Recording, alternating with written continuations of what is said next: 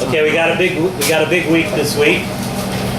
Parshas Vayakhel, Parshas Pekudei, Parshas Torah, Shabbos Chazak.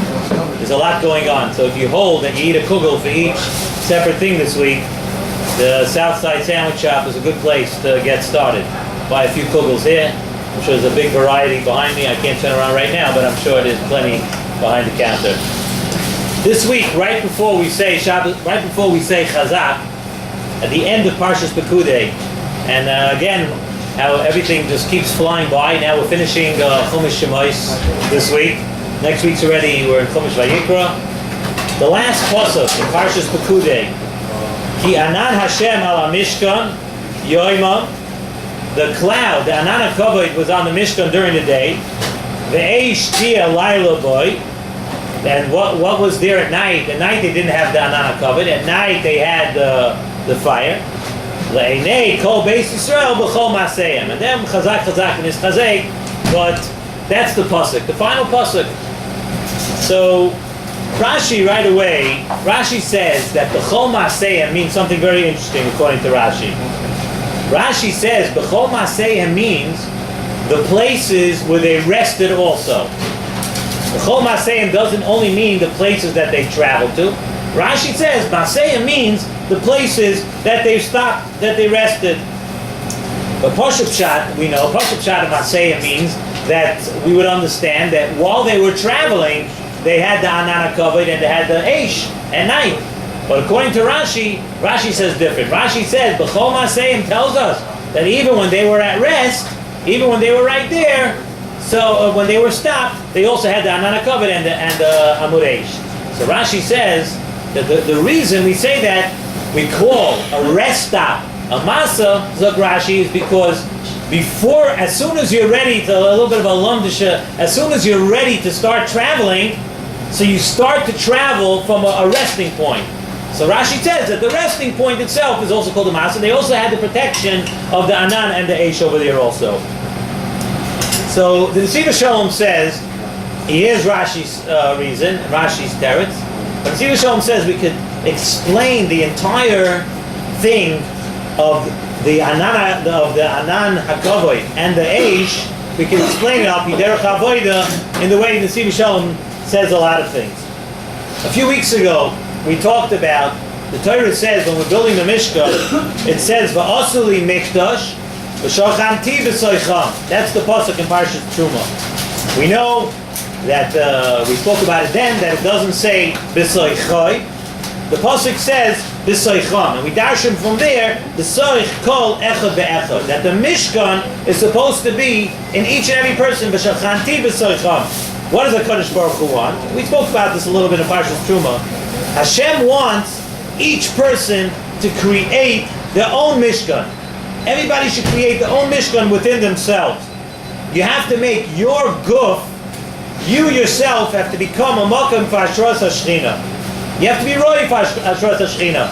V'shachanti b'soicham, that each person has to work and build his own mikdash. You see, the pasuk says, "Kedoshim tiyu," right? Kedoshim tiyu, that you yourself have to become a kadosh. The pasuk says, "V'his kadashtem v'hisem kedoshim." A few different places we know by Kabbalah Torah, "V'atem tiyu li mamleches kohanim v'goy kadosh." That the responsibility is on each person, everybody, to make himself a kadosh.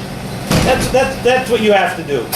So the pasuk is telling us over here that if you make yourself a mishkan, what's the pasuk at the end of our parsha telling us? The pasuk tells us if you make yourself a mishkan, this is a very special thing because it says Yanan Hashem ala mishkan. What did we just say a mishkan is? A mishkan is each person creating a makom for Ashras HaShechina within himself. Zok Nesivas Shalom. The pasuk here is telling you a lesson for life. The pasuk is telling you if you create a mishkan within yourself, you're zoicha to a special shmira of something like an Anan HaKavod and an Eish. You're zoicha to that, and it's totally in what you do. It's totally in your action.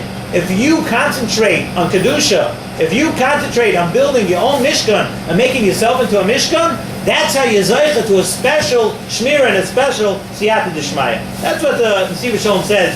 We see from this pasuk. The pasuk says, "B'chol maseyim." It ends right before Chazak. We say, "B'chol maseyim." So Nesivas Shalom brings from the Sefer Degel Machaneh Ephraim, B'Shem the Baal Shem Tov. A very interesting thing. B'chol maseyim means that it's actually this Degel Machaneh Ephraim. The Baal Shem Tov is in Parshas Masei. When we talk about the Masois, it says that how many Masois were there? There were 42 Masois. Zok the Baal Shem Tov. From the time that a person is born, the Chol Maseyim, because the pasuk says, he learns it from the pasuk over there. The pasuk says, "Eila Masei Bnei Yisrael." It doesn't say that these were the Masois that they had then. "Eila Masei Bnei Yisrael." That these are the travels of every single yid. He says every person from the time that he's born until he returns his neshama to HaKadosh Baruch Hu has 42 Masois in his life. It's probably very hard to cheshbon, and very hard to know the time span of what, but the Nesivas Shalom is brought down from the Baal Shem Tov. Only Baal Shem Tov can really say such things. But he says that every person, and some people live longer than others, but every person has 42 stops and crossroads and places in his life. You go from here to there, from this madriga to that madriga. You have 42 masois. Elam Masei B'nei Yisrael. These are the travels of every single yid, of every yid during his lifetime. 42 masois. But we see, Zok the Nesivas Shalom, that many of these masois for Klal Yisrael were very difficult. The pasuk says, "Hamalicha b'midbar agadol nachash v'akrav." They had obstacles, they had animals, they had snakes and scorpions, they had many different things in the way. Zok the Nesivas Shalom. Yeah, what we're saying now, that's the terror. So that's exactly what we were just explaining. Every person has 42 masois, but we can also learn from the masois of the Bnei Yisrael that some of those masois are very difficult. Some of those masois in a person's life, you're gonna step into the next stage of your life, into the next thing you want to do. Sometimes there's going to be nechashim, there's going to be akravim, there's going to be different things in your way. So the Torah is telling us in our pasuk that if you want a special shmira, you want special siyata d'shmaya from the obstacles in life, from the things that could be dangerous in life, from the scary world out there, you have a responsibility to be Makadesh yourself. If you're Makadesh yourself, you have a special shmira from what? From the difficulties which lie ahead of each person during the 42 masois in his life. You want the protection of the Anan and the Eish, so you have to put in your doing is to put in to acquire Kedusha for yourself. Zok the Nesivas Shalom that the Anan and the Eish each represent a different mahalach, a different matzav in a person's life. He says the Anan is one type of Yetzer Hara. Sometimes you don't have clarity in your life. Everything seems very foggy. You don't see it. He said that's an Anan. That's the Yetzer Hara. That sometimes Yetzer Hara just clouds it over where you can't see HaKadosh Baruch Hu. Zok the Nesivas Shalom that through the Anan, yet what's the special siyata d'shmaya where it says Moshe Migash El Arachel. In other words, if you're Mekadosh yourself, if you bring Kedusha on yourself, the Anan, you're able to see through that cloud that Hashem is watching you. That's the siyata d'shmaya that you get. That through that cloud where life doesn't seem clear, you're able to see HaKadosh Baruch Hu. And the Eish represents a different Yetzer Hara. The Eish represents a different time of your life. The Eish represents a time of your life where the Yetzer Hara is mamish burning in a person. A person sometimes, again, there's the Anan, and then there's the Eish, where you have a very strong Yetzer Hara. And Dr. Nesivas Shalom, that Eish, that Yetzer Hara has to be dealt with differently. That Yetzer Hara has to be dealt with what we talked about now in this pasuk. You have to fight, so to speak, fire with fire. If there's an Eish of the Yetzer Hara, you have to have the Anan Eish, you have to have the Eish of the Kedusha to fight that Yetzer Hara. And you want to be Zoycha, you're able to be Zoycha to that Siyata D'Shmaya, to that Eish and that Anan. Again, Zok the Pasuk, Ki Anan Hashem Al HaMishkan. If you create your own Mishkan, you create your own Kedusha, you're Zoycha to be able to fight the two types of Yetzer Hara. The Yetzer Hara that comes as an Anan, and the Yetzer Hara that comes in as an H. B'chol Masayim. Those are the last words of the pasuk. B'chol Masayim. If you're Mekadosh yourself. So now, as we said, we're finishing Chumash Shemois. Chumash Shemois sort of encompasses the life of the person. Zok the Nesivas Shalom. The life of a person. You look at the beginning of Parshas Shemois, the beginning of Chumash Shemois. is the birth of Klal Yisrael. We go through a Golus and Geula, and through the Golus and Geula is sort of till Kabbalah Satira is the birth of Klal Yisrael. Klal Yisrael is born. Klal Yisrael becomes a nation at the beginning of Shemois. And as we go through and you build the Mishkan and everything, you go through Kabbalah Satira. But now, as we come further on in Shemois, we go through the 42 Masais. In other words, the birth of Klal Yisrael, another raya, that after the birth of a person, as we compared ourselves to what's going on here in the Torah, the 42 stops that the Baal Shem Tov talks about, every person has in his life, that's the whole Chumash Shemois. That's the way Chumash Shemois goes. Chumash Shemois goes from the birth, from the Golus and Geula, and takes us all the way through the Masais. And what do we see? That at the end of the Masais, at the end, when Klal Yisrael finally got to the end of the Masais, when they got to Eretz Yisrael, at the end of the Masais, they came out on top. Why? Because they built the Mishkan. Because they had a Kabbalah Torah. Because they were able to take on the Kedusha, and they had a special protection and a special Siyata Tishmaya to fight the Yetzer Hara, because they took in that Kedusha. And the Nesivas Shalom says one more thing that a person has to know.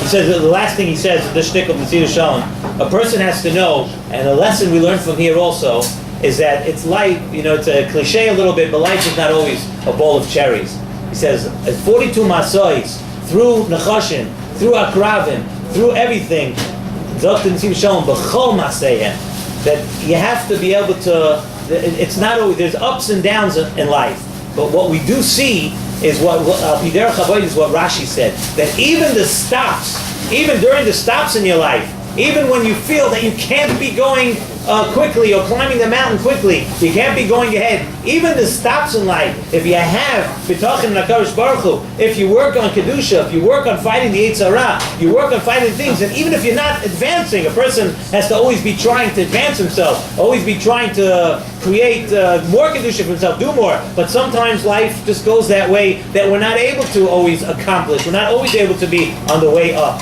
But even if during your rest stops, you work on Kedusha, and you work on these things, Zok Nesivas Shalom, B'chol Maseihem, like Rashi says, that even when you stop, even when you're at rest, even then, you're still Zoichet to the protection of HaKadosh Baruch Hu. If HaKadosh Baruch Hu knows that it's Ki'anan Hashem ala Mishkan, that you maintain that level of Kedusha, and you work on it. And it's a very auspicious week also to work on Kedusha. You have Kedusha this week, we have Tahara this week, from Parshas Parah. We're going to bench another week. We're already benched for Chodesh Nisan. We're bench Chodesh Nisan next Shabbos, right? Parshas Vayakhel. We're already coming to. We're within 3 weeks of Chag HaPesach. We have to start thinking about the Geula. More levels of Kedusha to work on for Pesach, for this week's Parsha, for next week's Parsha. But let us not forget that lesson. Remember that lesson that we have to every stop along the way, along all 42 stops. And I challenge anyone. Maybe you could try to make a list. Try to figure out where your 42 stops are. You think you're like you hope you're not at on the Amtrak, last stop. No, we're always hoping that we have more time to work, that we have more time to work on more Kedusha and bring more Kedusha to our life. But B'chol Maseihem, we should try to work it out that we're constantly working, and that's what HaKadosh Baruch Hu wants to see.